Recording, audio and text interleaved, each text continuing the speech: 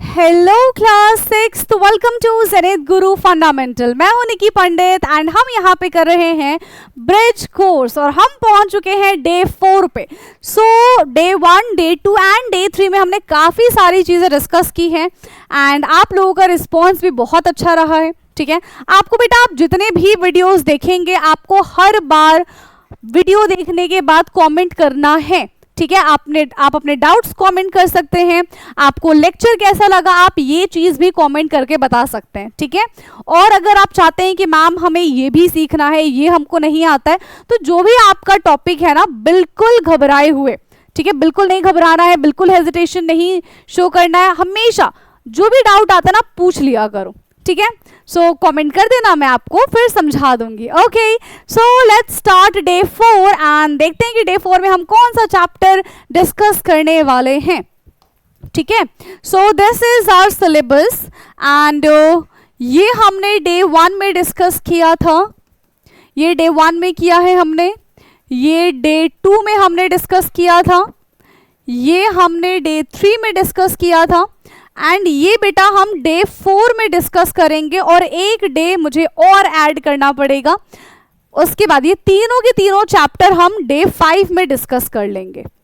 ठीक है, ये तीनों के तीनों चैप्टर में जो जो इंपॉर्टेंट चीज़ें हैं, ठीक है, जो जो इंपॉर्टेंट टॉपिक्स हैं वो हम डे 5 में डिस्कस करेंगे। So let's start day 4 and साथ ही साथ आप अपने नोट्स भी बनाते जाना। ठीक है, एंड डोंट वरी, मैं ये सारी की सारी चीज़ें ग्रुप में भी शेयर कर दूंगी। अब देखो, क्योंकि ना रिकॉर्डेड क्लास होती है तो मैं पहले ही सुबह ही रिकॉर्ड कर देती हूँ, बट क्लास आती है शाम को, है ना, तो क्या होता है कि मैं बहुत बार ये नोट्स जो है वो शेयर करना भूल जाती हूँ, तो आप ग्रुप में कॉमेंट करके नोट्स मांग सकते हैं। ठीक है, चलिए, तो सबसे पहले बेटा हम यहाँ पे डिस्कस करेंगे और journey through states of water. ठीक है, पानी की जर्नी के बारे में बात करते हैं, वाटर की जर्नी के बारे में बात करेंगे, उनके स्टेट्स के बारे में हम बात करेंगे यहाँ पे। ठीक है, तो वाटर के कौन कौन से स्टेट्स प्रेजेंट होते हैं? यस, वाटर के कौन कौन से स्टेट प्रेजेंट होते हैं? तो वाटर हमारा सॉलिड फॉर्म में भी होता है, लिक्विड फॉर्म में भी होता है एंड गैस फॉर्म में भी प्रेजेंट होता है। तो तीनों फॉर्म में हमको वाटर दिख जाएगा, राइट। अब देखो यहाँ पे क्या है कि जब हम आइस को अपने रूम टेम्परेचर पे रखेंगे तो कुछ टाइम के बाद हम क्या देखेंगे, वो इस तरीके से पानी में कन्वर्ट हो जाएगा, वो इस तरीके से पिघल जाएगा। So these two are the different states of water. ये हमारा सॉलिड स्टेट ऑफ वाटर है and this is liquid state of water. एक हमारा सॉलिड स्टेट है, एक हमारा लिक्विड स्टेट है, but formula will remain same, फॉर्मूले में कोई चेंजेस नहीं आएंगे। कमेंट करके आप मुझे बताओगे कि वाटर का फॉर्मूला क्या होता है, ये आपका होमवर्क है, कमेंट करोगे मुझे, वाटर का फॉर्मूला आपको बताना है। ठीक है, वाटर का फॉर्मूला आपको कमेंट करना है। क्लियर है बेटा? और मैं चाहती हूं कि जितने भी बच्चे ये वीडियो देखें वो जरूर से वाटर का फॉर्मूला कमेंट करें। ठीक है, आता है तो कमेंट कर सकते, नहीं आता है तो सीधा लिख दो कि मैम हमको नहीं आता है। ठीक है, तो मैं आपको वहां पे बता दूंगी, राइट। तो यहाँ पे हम क्या देख रहे हैं कि पानी जो है वो पिघल गया, मतलब आइस जो है वो क्या हो गया, पिघल गया और पानी में कन्वर्ट हो गया। ठीक है, तो ये दोनों के दोनों पानी है बट अलग अलग फॉर्म है वाटर की। तो यहाँ पे क्वेश्चन क्या है कि आइस और वाटर सेम और डिफरेंट? तो ice and water are same, their chemical composition are same but their physical representation are different. ठीक है, एक सॉलिड फॉर्म में प्रेजेंट होता है तो एक हमारा लिक्विड फॉर्म में प्रेजेंट होगा, राइट। चलिए, नेक्स्ट है इन्वेस्टिगेटिंग वाटर डिसअपियर एक्ट। चलिए, अब देखो, अगर गलती से या फिर जानबूझ के मेरे से इधर पानी गिर जाता है, जो कि अक्सर गिरता रहता है, ठीक है, तो मान लो कि अभी मैं तुमको पढ़ा रही हूँ, इधर ग्लास रखा हुआ है पानी में, ऐसे पढ़ाते पढ़ाते मेरा हाथ ऐसे लग गया और इधर पानी गिर जाए। ठीक है, अब क्योंकि यहाँ पे फैन चल रहा है, एसी चल रहा है, कुछ टाइम के बाद क्या होगा, ये जो पानी जो इधर गिर गया है गलती से, है ना, वो तो पता है कैसे गिरा, तो पानी जब गिर गया तो हम क्या देखेंगे कि क्लास खत्म होते होते यहाँ पे जो टेबल पे पानी गिरा है ना, वो कुछ टाइम के बाद सूख जाएगा या फिर उसकी जो क्वांटिटी है वो कम हो जाएगी। क्यों? पानी कहाँ गया? वो क्या वो टेबल ने पानी को पी लिया? यस तो ऐसा तो नहीं है भाई, ये टेबल ऐसी नहीं है कि पानी को पी जाए। यहाँ पे कुछ वाटर के जो ड्रॉपलेट्स हैं वो क्या हो गए, इवापोरेट हो गए, मतलब वेपर में कन्वर्ट हो गए। किस में कन्वर्ट हो गए बेटा, वेपर में कन्वर्ट हो गए। तो इसी को हम क्या बोलते हैं, इवापोरेशन बोलते हैं। पानी कभी भी डिसअपियर, ऐसे गायब नहीं होता, ऐसे छूम अंतर हो गया गायब हो गया, नहीं ऐसा नहीं होता, ठीक है। वो क्या हो जाता है, वो इवापोरेट हो जाता है, वो लिक्विड फॉर्म से गैस फॉर्म में कन्वर्ट हो जाता है एंड इसी को हम इवापोरेशन कहते हैं। क्या कहते हैं बेटा, इसको हम इवापोरेशन कहते हैं, राइट। सो इन्वेस्टिगेटिव वर्ड डिसअपियर, तो ये हम अपने डेली लाइफ में देखते हैं भाई कि पानी जमीन पे गिर गया, कुछ टाइम के बाद सूख जाता है। देखो बारिश होती है ना, अभी तो यहाँ पे वैसे ही बारिश का अच्छा खासा माहौल है, ठीक है। तो बारिश होती है ना, तो जमीन पे पानी गिरता है, अगले दिन क्या देखते भाई कि हम सब सूख गया, तो क्या हम जाके पोछा लगा रहे, उधर नहीं लगा रहे ना, अपने आप सूख जाता है, क्योंकि नॉर्मल टेम्परेचर पे भी, रूम टेम्परेचर पे भी वो पानी क्या हो रहा होता है, इवापोरेट हो रहा होता है, राइट। हमारे जो कपड़े हैं हमने धो के ऐसे सुखा दिए, ऐसे झाड़ के सुखा दिया हमने, कुछ टाइम के बाद क्या होगा, वो सूख जाएगा, तो उसका पानी कहाँ गायब हुआ, उसका पानी कहाँ गायब होगा बेटा, इवापोरेट हो गया, वो वेपर फॉर्म में कन्वर्ट हो गया, ठीक है। कौन सी फॉर्म में कन्वर्ट हो गया, वो वेपर की फॉर्म में कन्वर्ट हो गया, clear. Now where does water go, तो बेटा वाटर जो है वो वेपर बन जाता है। So water changes into water vapour and mix with air, वो हमारे आसपास के जो एयर है उनमें जाके मिक्स हो जाता है in the form of gas, ठीक। Now another mystery water droplet on glass, ठीक है। तो एक और मिस्ट्री के बारे में बात करते हैं। तो जब भी हम चिल्ड पानी लेते हैं ग्लास में, ठीक है, अक्सर आपने ये चीज देखी होगी एंड मुझे नहीं पता कि कितने बच्चों ने इस क्वेश्चन का आंसर ढूंढने की कोशिश की है। अगर आपने आंसर ढूंढने की कोशिश की है तो आप अपना हैंड रेज कर देना चैट बॉक्स में, ठीक है। चलो, तो क्या होता है, अक्सर आपने ये देखा होगा कि जब भी आप ठंडा एकदम चिल्ड पानी लेते हो ग्लास में, तो कुछ टाइम के बाद ग्लास के बाहर आपको पानी के ड्रॉपलेट्स नजर आ जाते हैं, ठीक है। ग्लास के बाहर क्या नजर आएगा बेटा, आपको पानी के ड्रॉपलेट्स नजर आएंगे। अब ये जो पानी के ड्रॉपलेट्स होते हैं कहाँ से आया, हमारे ग्लास में तो कोई भी ऐसा होल नहीं था, ठीक है, कोई भी पोर्स नहीं था, स्टील का ग्लास हमने लिया था, कांच का ग्लास हमने लिया था, उसमें कोई भी छोटे छोटे पोर्स प्रेजेंट नहीं होते, तो फिर ये पानी के ड्रॉपलेट कहाँ से आए, दैट इज अनदर मिस्ट्री, ठीक है। तो इसका हम जानते हैं कि भाई ये पानी के ड्रॉपलेट्स कहाँ से आए। देखो आपने ग्लास में लिया ठंडा पानी, ठीक है, तो उस ठंडे पानी की वजह से उसका जो सराउंडिंग है वो भी कैसा हो गया, ठंडा हो गया। अब ऑलरेडी हमारे एटमॉस्फेयर में वेपर प्रेजेंट है, किसकी वेपर प्रेजेंट है बेटा, पानी की वेपर प्रेजेंट है।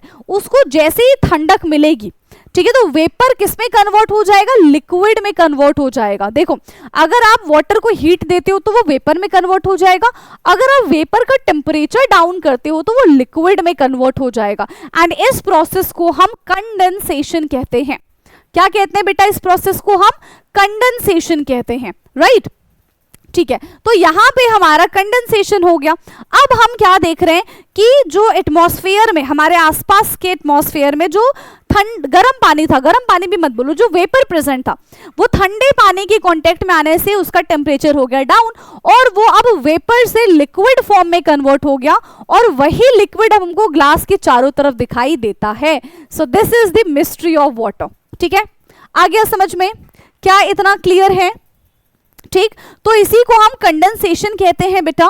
क्या होता है condensation, the process by which water vapour change into liquid, एक ऐसा प्रोसेस जहां पे वेपर जो है वो किस में कन्वर्ट हो जाता है, वेपर जो है वो किस में कन्वर्ट हो जाता है बेटा, लिक्विड में कन्वर्ट हो जाता है, ठीक है। वेपर किस में कन्वर्ट हो जाता है, लिक्विड में कन्वर्ट हो जाता है, राइट। चलो नेक्स्ट है हमारा proof that water does not सीप। यस, सीप मतलब ऐसे गायब नहीं होता, या फिर प्लेट में हमने पानी रखा है तो प्लेट में से पोर्स नहीं है कि वहां से वो निकल जाएगा, ठीक है। तो हमको ये बताना है कि भाई वाटर कैसे गया। तो कहीं का भी पानी ले लो आप, पॉन्ड वाटर ले लो, लेक वाटर ले लो, आप एक बोल में पानी रख सकते हो, प्लेट में पानी रख सकते हो। आप क्या देखोगे कि कुछ टाइम के बाद due to the atmospheric pressure और atmospheric temperature we can say, पानी जो है वो क्या हो रहा है, इवापोरेट हो रहा है, ठीक है। एंड ये वाटर साइकिल में भी हेल्प करता है, right. So weight of glass increase due to the condensation, कोई लीकेज नहीं होता है यहाँ पे। आ रही है बात समझ में? कोई लीकेज नहीं होता है ना, कोई पानी यहां से गायब नहीं होता, सीधा सीधा पानी क्या हो जाता है, इवापोरेट हो जाता है पानी। क्लियर है? क्या हो जाता है पानी बेटा? इवापोरेट हो जाता है पानी। So water level inside the glass remain the same. ठीक है, conclusion, water droplet outside the glass are form due to the condensation, ये तो मैंने अभी आपको बता दिया। ठीक है, और ग्लास का पानी, जैसे यहाँ का पानी देखो ये इवापोरेट होगा, है ना, ये यहां से गायब कैसे हो जाएगा, सन की वजह से या फिर आसपास की हीट की वजह से पानी यहां से इवापोरेट हो जाएगा। राइट, चलिए नेक्स्ट है हमारा स्टेट्स ऑफ वाटर। तो अभी मैंने आपको बताया कि पानी के कितने स्टेट्स होते हैं टोटल, पानी के 3 स्टेट्स होते हैं, solid state, liquid state and gaseous state. कौन कौन से स्टेट होते हैं बेटा? सॉलिड, लिक्विड एंड गैस, ये 3 स्टेट यहाँ पे पानी के प्रेजेंट होते हैं। राइट, क्लियर है? तो अब देखो, अगर हम यहाँ पे आइस के बारे में बात करते हैं तो आइस का जो शेप होता है वो कैसा होता है? आइस का शेप यहाँ पे फिक्स शेप होता है। क्लियर? दूसरे अगर हम यहाँ पे बात करें वाटर के बारे में तो नो फिक्स शेप, वाटर का यहाँ पे कोई भी फिक्स शेप प्रेजेंट नहीं होता है। ठीक है, एंड वेपर के बारे में बात करें तो भाई वेपर का भी कोई फिक्स शेप प्रेजेंट नहीं होता है। क्लियर? नेक्स्ट हम बात करते हैं फ्लो के बारे में। तो कौन सी चीज यहाँ पे फ्लो करेगी एंड कौन सी चीज यहाँ पे फ्लो नहीं करेगी? तो आइस कभी भी फ्लो नहीं करता है। ठीक है, आइस कभी भी फ्लो नहीं करेगा, है ना। वाटर के बारे में बात करें भाई तो वाटर आराम से फ्लो करते हैं एंड गैस भी आराम से फ्लो कर जाते हैं। ठीक है, स्प्रेड के बारे में बात करें यानी कि कौन सी जैसे फैल जाती है ना। तो अगर हम आइस के बारे में बात करें, बर्फ के बारे में बात करें तो आइस कभी भी स्प्रेड नहीं होती है। तो यहाँ पे आ गया हमारा नो। एंड वाटर के बारे में बात करें तो भाई अगर मेरे से 1 ग्लास पानी यहाँ पे गिर जाता है तो वो कुछ ही एरिया में फ्लो कर पाएगा। ठीक है, लेकिन अगर मेरे पास गैस की फॉर्म में कोई चीज प्रेजेंट है तो वो बहुत दूर तक फैल जाएगी। ठीक है, बहुत दूर तक वो ट्रैवल करती है। ठीक, सो वाटर वेपर के बारे में बात करें तो फिल्स एंटायर स्पेस, जिस भी स्पेस में वो प्रेजेंट होगा वो उस पूरे स्पेस को क्या कर लेगा बेटा, वो उस पूरे स्पेस को घेर लेगा। ठीक है, देखो solid have fix shape, liquid change shape but have a fix volume. Liquid का शेप चेंज हो सकता है, जिस भी कंटेनर में आप लिक्विड को रखेंगे वो उसका शेप ले लेगा but volume will remain same. मतलब ये है कि अगर आपके पास 1 ग्लास पानी है तो वो 1 ग्लास पानी ही रहेगा बेटा, वो चेंज नहीं हो जाएगा। लेकिन आप उसको जिस कंटेनर में रखेंगे वो उस कंटेनर का शेप ले लेता है। ठीक है, एंड गैसेस स्प्रेड एवरीवेयर, भाई गैस तो हर जगह है। ठीक, चलिए नेक्स्ट हम बात करते हैं यहाँ पे चेंजिंग स्टेट्स ऑफ वाटर के बारे में कि भाई सॉलिड से लिक्विड में चेंज होता है तो हम क्या बोलते हैं, लिक्विड से गैस में चेंज होता है तो इसको हम क्या बोलते हैं। ठीक है, तो अब देखो आइस से वाटर में कन्वर्जन हुआ। अब आइस वाटर में कैसे कन्वर्ट होता है? जब हम आइस को हीट देंगे, ठीक है, या फिर अपने सराउंडिंग की हीट को लेके वो वाटर में कन्वर्ट हो जाएगा। जब हम वाटर को हीट देंगे तो वाटर क्या करेगा, वाटर सराउंडिंग की हीट को लेके या फिर अगर हमने उसको एक्स्ट्रा हीट दिया है तो वो उस हीट को लेके किस में कन्वर्ट हो जाएगा बेटा, वेपर में कन्वर्ट हो जाएगा। तो ये इस तरीके से यहाँ पे कन्वर्जन्स होते हैं। ठीक है, अब देखो यहाँ पे क्या क्या चीजें हैं। मेल्टिंग क्या होता है, जब सॉलिड से लिक्विड में कन्वर्जन होता है तो इसको हम मेल्टिंग कहते हैं।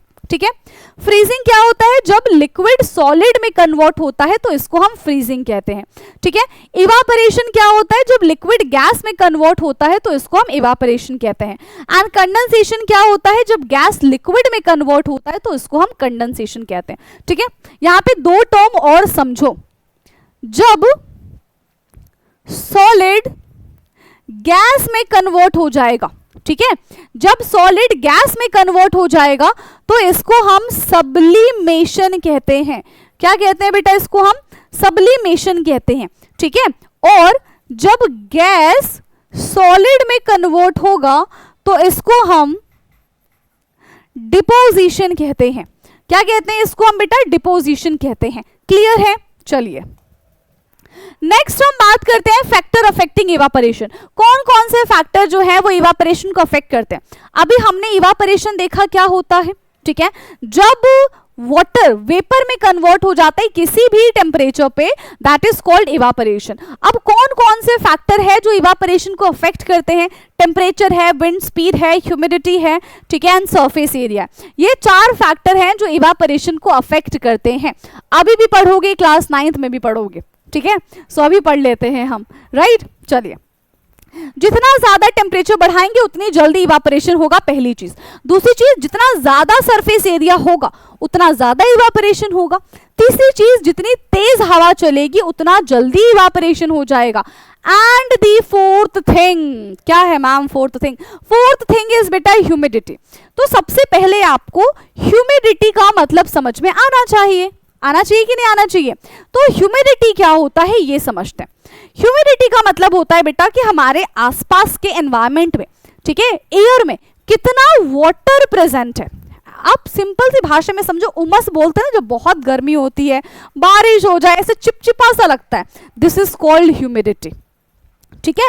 इसी को हम ह्यूमिडिटी कहते हैं। अब ह्यूमिडिटी क्या होता है कि कितना वाटर प्रेजेंट है हमारे एटमॉस्फेयर में, दैट इज कॉल्ड ह्यूमिडिटी। अब खुद सोचो कि इवापोरेशन का क्या मतलब होता है कि पानी इवापोरेट होके कहाँ जा रहा है? एटमॉस्फेयर में जा रहा है। अब अगर एटमॉस्फेयर में ऑलरेडी काफी सारा पानी है तो क्या एनवायरनमेंट और पानी को एब्जॉर्ब कर पाएगा? नहीं कर पाएगा। क्यों?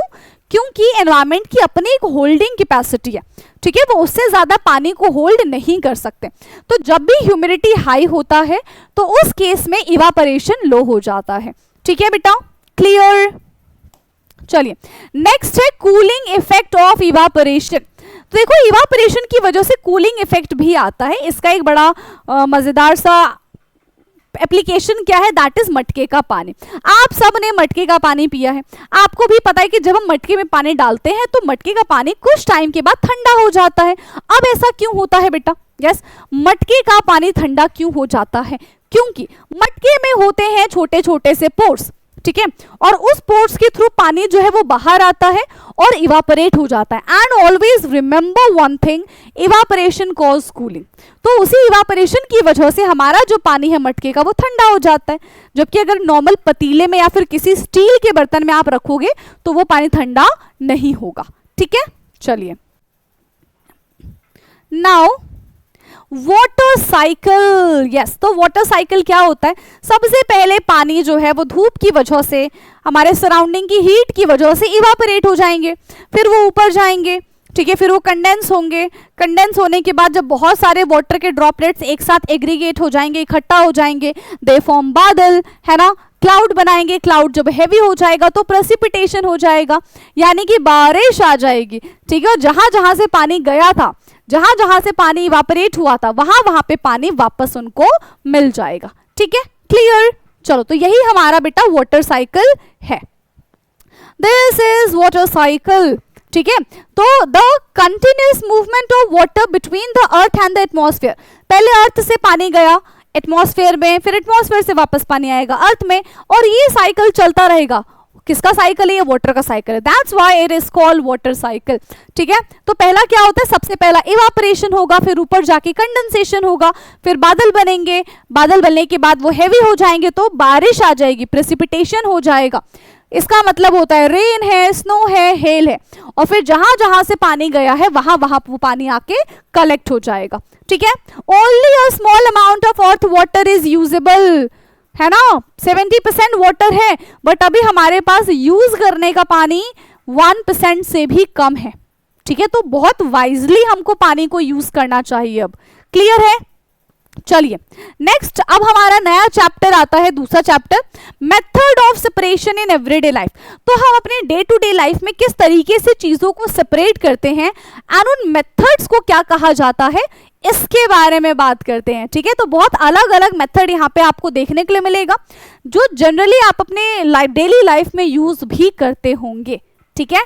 चलिए, सबसे पहले कि भाई हम बात करते हैं मिक्सचर के बारे में। What is mixture? तो जब दो या फिर दो से ज्यादा चीजों को आपस में मिलाया जाता है तो उसी को हम मिक्सचर कहते हैं। जैसे कि यहाँ पे है ग्रेन प्लस स्टोन, या फिर sand plus water, salt plus water. तो ये सब किसके एग्जाम्पल हो गए बेटा? ये सब के सब मिक्सचर के एग्जाम्पल हो गए। किसके एग्जाम्पल हो गए? ये सारे के सारे मिक्सचर के एग्जाम्पल हो गए, ठीक है। क्लियर है?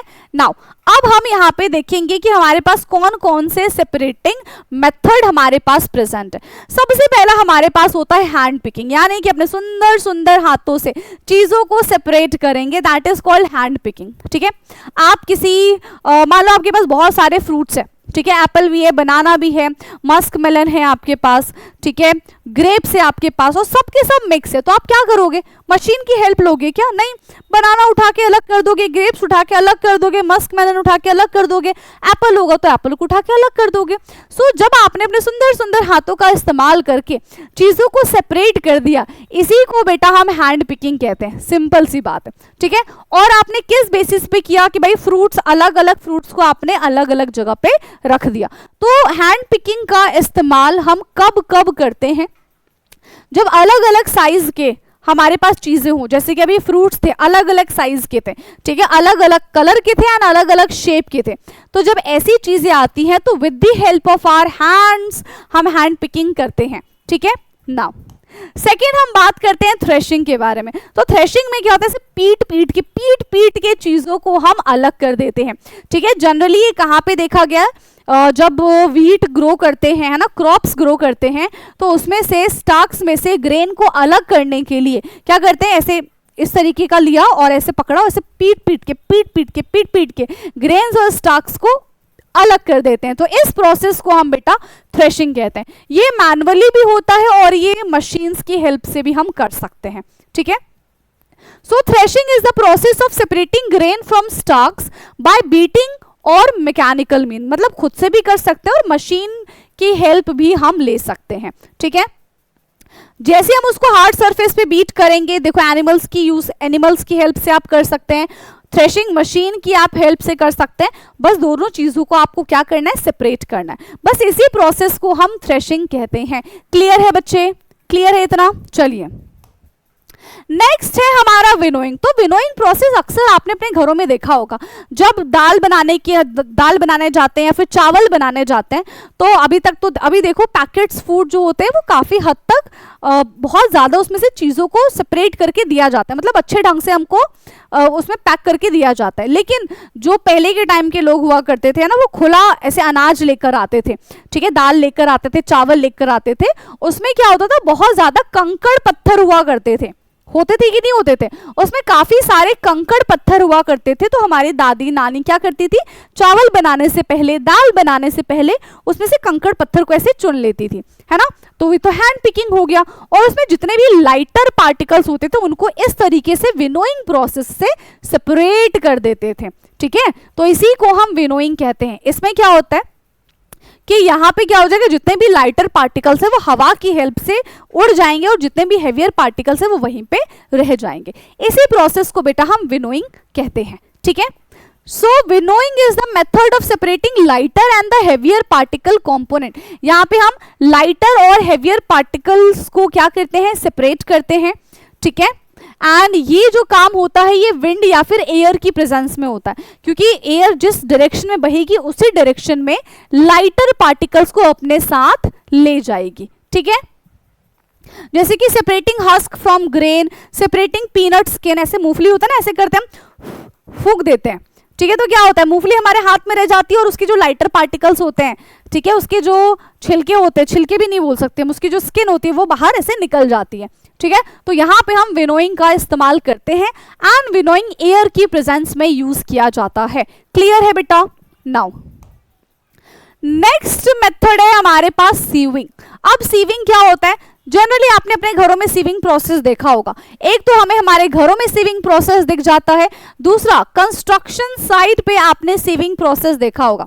हम जब आटा ऐसे लेते हैं, ठीक है, तो हमारे पास क्या होता है? सीव प्रेजेंट होता है, उस सीव से हम आटे को ऐसे चाल लेते हैं, है ना। तो जितने भी मोटे पार्टिकल्स होते हैं वो सीव के ऊपर रह जाते हैं और जितने भी लाइटर पार्टिकल्स, नॉट लाइटर, जितने भी फाइनर पार्टिकल्स होते हैं, पतले पतले पार्टिकल्स होते हैं, वो उसके नीचे आ जाते हैं। ठीक है, और इस तरीके से हम इन दोनों चीजों को सेपरेट कर लेते हैं। राइट, चलिए, so sieving is used to separate substance based on difference in their particle size using a sieve. तो वो छन्नी जो होती है ना, उसी को हम क्या कहते हैं बेटा? सीव कहते हैं।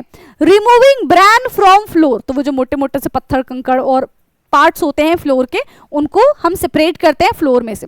या फिर कंस्ट्रक्शन साइड में आपने देखा होगा सैंड में से स्टोन को निकालने के लिए भी बड़े से सीव का इस्तेमाल करते हैं, ठीक है। यहाँ पे फाइन पार्टिकल्स जो है वो सीव के थ्रू तो पास हो जाते हैं, लेकिन जो हेवियर पार्टिकल्स होते हैं, जो थोड़े बड़े पार्टिकल्स होते हैं साइज में, वो सीव के ऊपर ही रह जाते हैं, ठीक। सो दिस इज दी, देखो इस तरीके से है ना, इस तरीके से अपने घरों में आटे को ऐसे लाइटर पार्टिकल्स को और फाइन पार्टिकल्स को, ये जो हमारे पास बड़े पार्टिकल्स हैं उनसे अलग करने में हेल्प करता है। क्लियर है बेटा? नाउ नेक्स्ट अब हम अगेन इवापोरेशन, जो कि अभी हम डिस्कस कर आ चुके हैं, इवापोरेशन क्या होता है एंड कौन कौन से ऐसे फैक्टर है जो इवापोरेशन को अफेक्ट करते हैं। So evaporation is the surface phenomena, सिर्फ सरफेस का पानी ही इवापोरेट होता है, पूरा पानी यहाँ पे इवापोरेट नहीं होता, ठीक है। तो यहाँ पे क्या हो जाएगा, सरफेस फिनोमिना होता है इवापोरेशन, पहली चीज। दूसरी चीज यहाँ पे क्या हो जाएगी, कौन कौन से फैक्टर काम कर रहे थे बेटा, यहाँ पे हमारे पास सरफेस एरिया था, टेम्परेचर था, विंड था और ह्यूमिडिटी थी। तो ये सारी की सारी चीजें यहाँ पे काम करती हैं। क्लियर? चलिए नाउ अब यहाँ पे कुछ और हमारे पास प्रोसेस है, ठीक है, चीजों को सेपरेट करने का, सेडिमेंटेशन, डिकेंटेशन। चलो, तो हमने एक ग्लास पानी ले लिया, ठीक है, हमेशा हम एक ग्लास पानी लेते हैं। एक ग्लास पानी में आपने मिट्टी डाल दी, अब मिट्टी को आप बहुत देर तक स्टिर कर रहे हैं, ठीक है। जैसे ही आपने मिट्टी को बहुत देर तक स्टिर किया, आप क्या देखोगे, मिट्टी स्टिर हो रही है लेकिन वो डिसॉल्व नहीं होती है पानी के अंदर। तो जब आप थोड़ी देर के लिए उस सोल्यूशन को, जो भी आपने मिक्सचर बनाया, नॉट सोल्यूशन, उस मिक्सचर को आप ऐसे ही छोड़ दोगे, तो आप क्या देखोगे, जितने भी मिट्टी वाले पार्टिकल्स है वो सारे के सारे नीचे जाके सेटल डाउन हो गए, वो सारे के सारे नीचे जाके बैठ गए, ठीक है। तो this process is called sedimentation. क्या कहते हैं बेटा इस प्रोसेस को हम? इस प्रोसेस को हम सेडिमेंटेशन कहते हैं। अब क्या हुआ, देखो इस तरीके से दो अलग अलग लेयर बन गई। अब मैंने इस बीकर को उठाया, आराम से दूसरे बीकर में इसका पानी पोर कर दिया, मिट्टी को पोर नहीं किया, बहुत आराम से मैंने दूसरे पानी को पोर कर दिया दूसरे बीकर में। So this process is called decantation, ठीक है। इस प्रोसेस को हम क्या बोलते हैं? इस प्रोसेस को हम डिकेंटेशन बोलते हैं। क्लियर है बच्चे? So the process in which heavier insoluble particle settle at the bottom of a liquid, तो इसको तो हमने सेडिमेंटेशन बोल दिया। एंड डिकेंटेशन क्या है? The process of pouring out the clear liquid without disturbing the settle particle. इस clear liquid को हमने दूसरे बीकर में सेपरेट कर दिया without disturbing this solid particles और दिस सैंड। इसी को हम बेटा डिकेंटेशन कहते हैं, ठीक है, इसी को हम डिकेंटेशन कहते हैं, right. Separating muddy water, washing rice and water, oil and water को सेपरेट करना, ये सब हमारा सेडिमेंटेशन और डिकेंटेशन का पार्ट है। क्लियर? नाउ नेक्स्ट हम बात करते हैं फिल्टरेशन। तो अब देखो, फिल्टर करने के लिए, ठीक है, फिल्टरेशन प्रोसेस करने के लिए हमारे पास ना फिल्टर पेपर होना चाहिए। तो let's suppose we have a filter paper, ठीक है। तो हमने इस फिल्टर पेपर को इस तरीके से कॉनिकल, नॉट कॉनिकल फ्लास्क, इस बीकर में रखा, ठीक है। लिक्विड हमने डाला, अब हम क्या देखेंगे, जितने भी फाइन पार्टिकल्स हैं वो उस फिल्टर पेपर से पास हो जाएंगे, और जितने भी थोड़े से भी अगर हेवियर पार्टिकल्स मिल गए ना, तो वो फिल्टर पेपर पर जमा हो जाएंगे। तो इस तरीके से हम पार्टिकल को सेपरेट करने के लिए फिल्टरेशन मेथड का भी इस्तेमाल करते हैं, ठीक है। ये जनरली सॉलिड लिक्विड के केस में होता है कि लिक्विड में सॉलिड मिक्स हो जाता है, तो सॉलिड को सेपरेट करने के लिए हम फिल्टरेशन टर्म का इस्तेमाल करते हैं, ठीक है। So filtration is the process of separating insoluble solid और फिल्टर, ठीक है। उस सॉलिड को हटाने के लिए लिक्विड में से we generally use filtration method, और इसकी जगह हम क्लॉथ भी यूज कर सकते हैं, फिल्टर पेपर यूज कर सकते हैं, कॉटन यूज कर सकते हैं, सैंड एंड चारकोल यूज कर सकते हैं, जो कि जनरली यूज भी किया जाता है वाटर फिल्टर्स में, ठीक। अब जनरली देखो, फिल्टरेशन हम डेली करते हैं, चाय छानते हो टी स्टेनर से, तो क्या होता है, जितने भी हेवियर पार्टिकल्स है वो उस पे रह जाते हैं, चाय नीचे आ जाती है, छन गई चाय, है ना, यानी कि फिल्टर हो गई चाय, राइट। नाउ चर्निंग के बारे में बात करते हैं। तो व्हाट इज चर्निंग? तो चर्निंग बेसिकली क्या होता है, क्रीम होती है, क्रीम बनाना फ्रॉम कर्ड और फ्रॉम अ मिल्क, इसी को हम चर्निंग कहते हैं। इस तरीके से देखो, इस तरीके से आपने अपने गांव में या फिर आपने अपने घरों में चर्निंग वाला प्रोसेस होते हुए देखा होगा, मैंने तो देखा ही है। ठीक है। So churning is the method of separating lighter substance from the liquid by stirring. Stirring मतलब उसको इस तरीके से मिलाते रहना, ठीक है। क्या करते हैं, एक्सट्रैक्टिंग बटर फ्रॉम कर्ड, दही में से हम बटर को सेपरेट करते हैं। तो बटर तो लाइटर पार्टिकल्स होता है तो वो ऊपर फ्लोट करेगा, ठीक है, और आराम से अपने हाथों की हेल्प से उसको सेपरेट कर लेंगे, ठीक है। So this is called churning. Now next है हमारे यहाँ पे magnetic separation.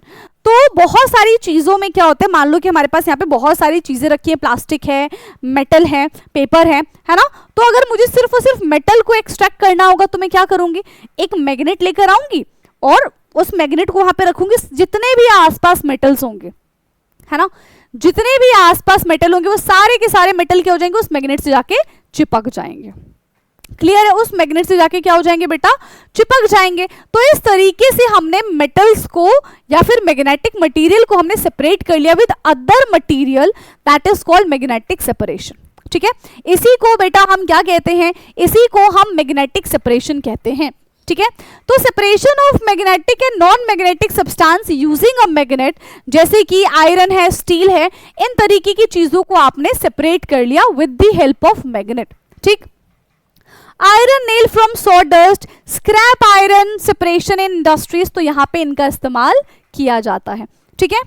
Now the last one is why do we separate substance. अब जो हम इतनी मेहनत कर रहे हैं, अब इन्होंने हमसे क्वेश्चन पूछ लिया, क्यों कर रहे हो, क्यों इतनी मेहनत की जा रही है। तो देखो इतनी मेहनत बेटा हम इसलिए कर रहे हैं ताकि हम चीजों को सेपरेट करके जब भी हमें उनकी जरूरत हो तो हम आसानी से उनको एक्सेस कर पाए, ठीक है। इसलिए हम चीजों को सेपरेट करके रखते हैं। जैसे हमारे घरों में कपड़े कहाँ पे पड़े होते हैं, चेयर पे, वो बात अलग है, ठीक है। जनरली कपड़े कहाँ होने चाहिए थे, अलमीरा में होने चाहिए थे। तो कपड़े कहाँ होते हैं, अलमीरा में होते हैं। चेयर वाली बात भूल जाओ, भूल गए ना, ठीक है। तो कपड़े कहाँ पड़े होते हैं, मतलब कपड़े कहाँ रखे होते हैं, नॉट पड़े होते हैं, कपड़े कहाँ रखे होते हैं, अलमीरा में रखे हुए होते हैं, ठीक है। बर्तन कहाँ होते हैं, किचन में होते हैं, ठीक है। खाना कहाँ खाते हैं, डाइनिंग टेबल पे बैठ के खाते हैं। तो ये हमने चीजों को सेग्रीगेट कर दिया, ये चीजों को हमने सेपरेट कर दिया, है ना। आप कोई आपसे पूछो कि भाई कल जो तू नया ड्रेस लेकर आया था वो मेरे को देगा, तो आप क्या बोलोगे, हाँ ले ले। तो वो कहाँ जाएगा, किचन में थोड़ी जाएगा, वो जाएगा आपने नहीं, आपके कमरे के किसमें, अलमीरा में, और जाके खोल के वो शर्ट ले लेगा, ठीक है। तो उसको भी आइडिया है ना कि भाई अगर उसको भूख लगेगी तो उसको किचन में ही जाना है ना, उसको रूम में नहीं जाना या फिर कहीं दूसरी जगह नहीं जाना, उसको किचन में जाना है, उसको खाना वहीं मिलेगा। तो ये चीजें हमने अपने आसानी के लिए, अपनी जब भी हमको उनकी जरूरत पड़े तो उनको इजीली एक्सेस हम कर पाए, इसलिए हम चीजों को सेपरेट करके रखते हैं, ठीक है। तो ये इसका आंसर हो जाएगा। देखो, to remove harmful impurities, of course जो दाल चावल वाला कॉन्सेप्ट मैंने आपको बताया था, ठीक है, कि उसमें कंकड़ पत्थर को हम क्या करते हैं, सेपरेट कर देते हैं। दूसरा क्या है, to obtain pure substances, to separate useful component and to make substance fit for use. इन सब चीजों की वजह से हम सेपरेशन टेक्निक्स का इस्तेमाल करते हैं, ठीक है। एंड इसी के साथ हमने अपना डे 4 भी कर लिया है कंप्लीट। तो ये नोट्स जो है मैं बेटा ग्रुप पे शेयर कर दूंगी, नहीं कर पाती हूं अगर तो आप मुझे मैसेज ड्रॉप कर देना, ठीक है। और दूसरी चीज, जितने बच्चे अभी तक ग्रुप में नहीं अटैच है, मेक श्योर कि आप बेटा ग्रुप में अटैच हो जाओ। वहां पे आपको सारी की सारी इन्फॉर्मेशन मिलती रहेंगी कि कब क्लास होती है आपकी और किस दिन क्लास होगी, आपको लिंक शेयर हो जाएगा एंड आपको नोट्स भी वहीं पे मिलेंगे। ओके, सो बाकी का डिस्कशन अब हम करेंगे अपने नेक्स्ट क्लास में। तब तक के लिए पढ़ते रहिए। Thank you so much, bye bye, good night, take care.